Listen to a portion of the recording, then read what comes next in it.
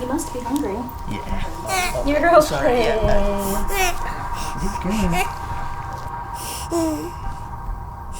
I know, you don't want to be held down, I know. It's okay, you must be hungry. Oh, peekaboo? Peekaboo! It's a good idea to have a second person just to keep him occupied or just pin him down. It's just an easier, safer way of doing things and making sure he gets everything that he needs. Right, Pumpkin? I know. You're so busy. My husband and I met pretty organically. He was just so kind and sweet, and he was charming throughout, and that was it. That was the thing that drew me in, and the topic of children came up fast. I figured, okay, it's gonna be an uphill battle getting pregnant, so when it spontaneously happened, it was like, wow. So we celebrated for a couple of days and then told our families.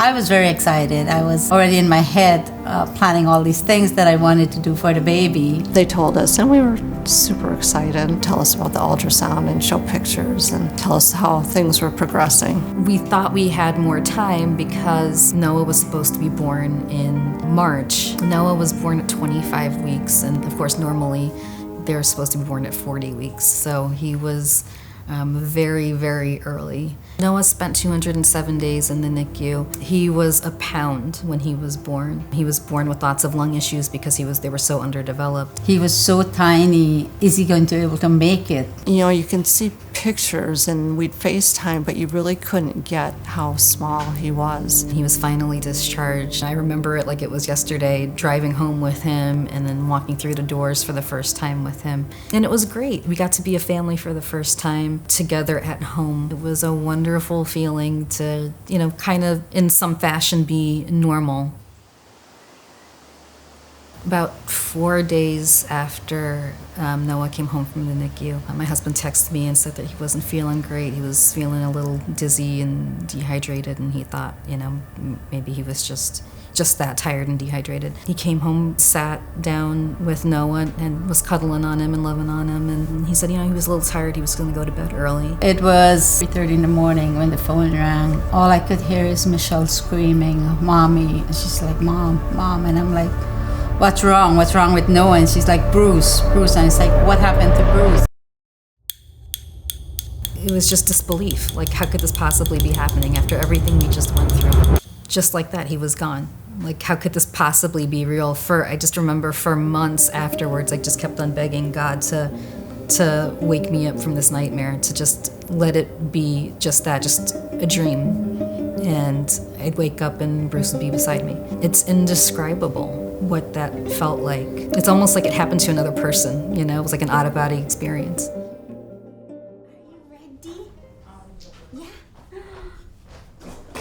Noah's birthday was Thanksgiving weekend, so we all came down from Michigan. We planned a big party. Michelle rented a bounce house for the kids to play in. We brought him up to change him into his birthday clothes that we had put out for him. I noticed a hard mass on Noah's belly. We went to the doctor not long after that, and about a week later, he had a biopsy that confirmed that it was hepatoblastoma. From day one of his chemo, he was having infections and sick and in and out of the hospital. It just seemed like nothing went smoothly. It was all so complicated. I was nervous. I was scared for both of them. But I was praying too that God will watch over my baby girl and our baby.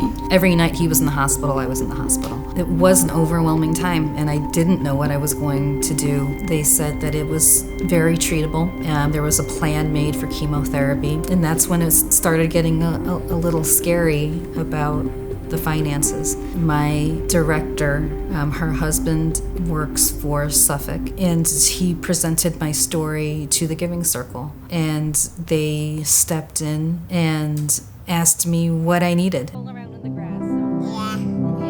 The Giving Circle, they gave me peace of mind and the time that I needed to focus on Noah and to not focus on finances. My rent taken care of, my car payment taken care of, and it was a great relief for me. They were so gracious and so kind. And not only in just the giving of funds. They check on me regularly. They check on Noah regularly. I keep them up to date when I can with how he's doing. If there's any way I can advocate for them now and in the future, I'd be happy to do it because my son is a walking testimony to their benevolence and just how beautiful the whole thing is. For anyone that's considering giving to the Giving Circle, I would say it's such a worthy cause. I don't know how I would have made it through the past couple of years without their assistance. I don't have the right words to express, just how much they've done for me.